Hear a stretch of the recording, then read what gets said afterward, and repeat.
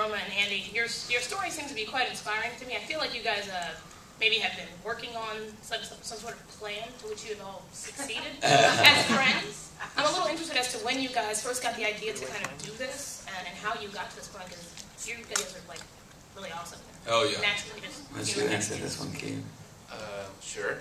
Well, I met Jorma when we were 12 in 7th grade, and then we met Andy maybe 3 years later.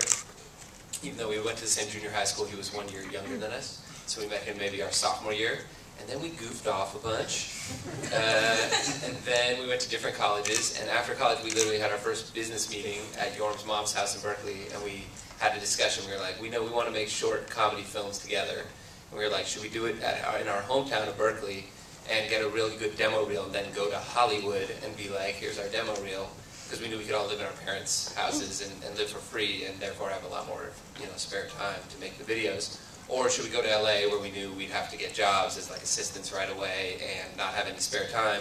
And we figured like it would take about a year to kind of get our act together and start making films again. And we decided to go down to LA because Andy wanted to start doing stand-up, and Jorma had been at UCLA, so he liked it down there.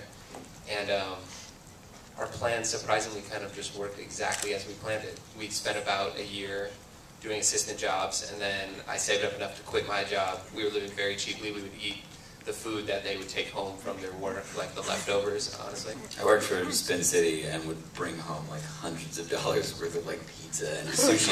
That's all we lived off. He was a writer's PA. Yeah, just a writer's PA. He would get in his car every day and go get them lunch.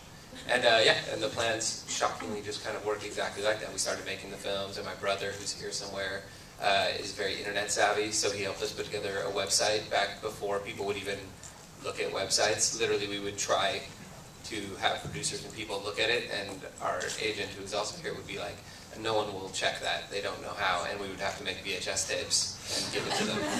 VHS is a format that...